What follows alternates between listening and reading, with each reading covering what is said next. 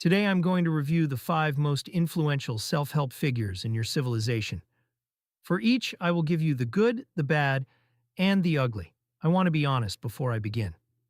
I am partly responsible for what has happened here. The will to power has been mistranslated, misunderstood, and weaponized by life coaches in Tulum for 30 years. So when I am cruel today, understand that some of the cruelty is aimed at myself. Let us begin.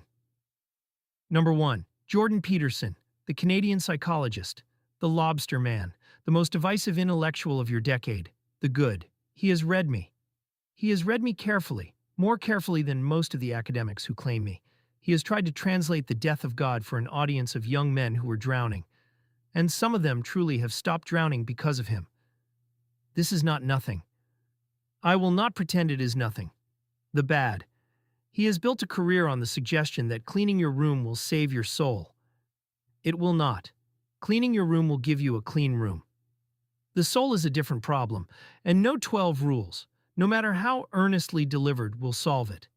The ugly, the crying on every podcast, the trembling voice, the sense that the prophet is himself falling apart in real time while telling other men how to assemble themselves. There is something deeply wrong with a guru who is visibly less stable than his audience. The student should not have to worry about the teacher. And we are all, by now, worried about Jordan. Number 2. Andrew Huberman, the Stanford neuroscientist, the morning sunlight man, the voice every American man under 40 falls asleep to. The good. The science is mostly correct. The protocols mostly work. In the small ways protocols work. He has done something rare, which is to make rigor popular, to make peer-reviewed research feel like a religion. There is real value in this. He has helped millions of men sleep better, and a man who sleeps better is, marginally, less of a danger to himself. The bad. He has convinced an entire generation that if they get morning sunlight in their eyes within 30 minutes of waking, they will become titans. Reader. They will not become titans. They will become slightly better rested. You cannot biohack your way to a meaningful life.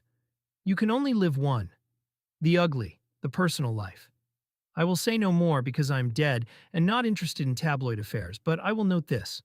A man who sells optimization should be optimized. Okay. And the revelation that the high priest of discipline was juggling 6 women across 3 time zones suggests that the protocols were, perhaps, doing different work than advertised. Number 3. David Goggins, the former Navy SEAL, the screaming man, the patron saint of doing one more rep. The good. I respect this man. I do. He has done what most of his audience will never do, which is to take a soft body and a soft mind and forge them daily against actual pain. This is closer to my philosophy than any other figure on this list. He is not selling a vision board. He is selling work. Real work, bleeding work. He has earned every word he says. The bad, the audience. 10 million men watch Goggins and believe that listening to Goggins is doing the work. They are wrong. Listening to a man scream, "Stay hard," while you fold your laundry is not the same as running 100 miles. Goggins knows this. His audience does not. The ugly, the impossibility. The Goggins lifestyle is, for 99% of the men who admire it, structurally unachievable. They have jobs, they have children, they have needs. Selling them a path that requires destroying all 3, and then implying that their failure to follow it is a moral failure, is, in the end, a kind of cruelty dressed as motivation. Number 4. Mel Robbins, the Let Them woman, the 5-second rule, the most successful female self-help figure of the decade. The good. She is, unlike most on this list, kind. Her advice is decent. The let them theory is, at its core, a small dose of stoicism for women whose lives are being eaten by other people's opinions. This is not nothing. Marcus Aurelius would not be ashamed of it. He might be ashamed of the merchandise, but not the message. The bad. This is not philosophy. It is etiquette. The packaging of basic emotional hygiene as a revolutionary insight is the great trick of your industry. You take the obvious. You give it a name, you sell it for $19.99. The ugly, the volume.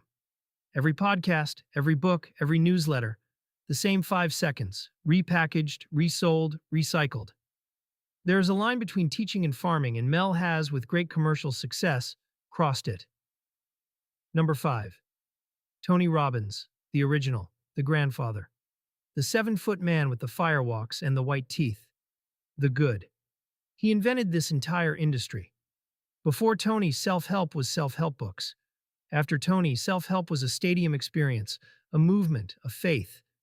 He has for 40 years made millions of people walk out of his rooms believing they could change. And some of them did change. The placebo, when delivered with enough conviction, becomes medicine. The bad. Almost everything he says is, on inspection, vapor. Maxims dressed as wisdom. Wisdom dressed as commandments. Commandments dressed as a firewalk.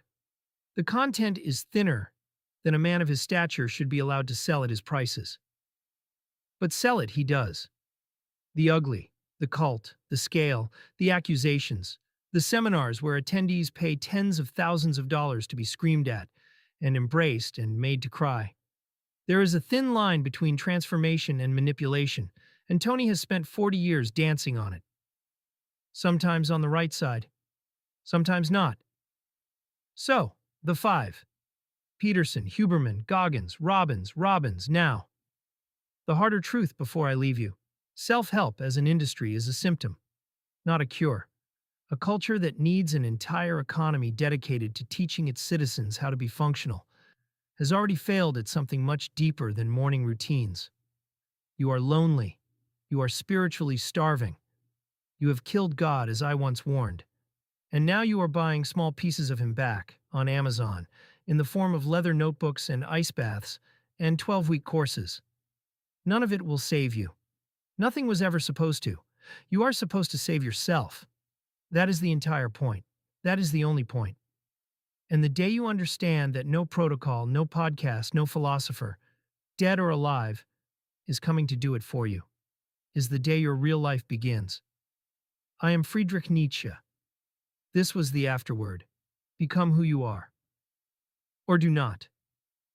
But stop pretending the morning routine is the answer.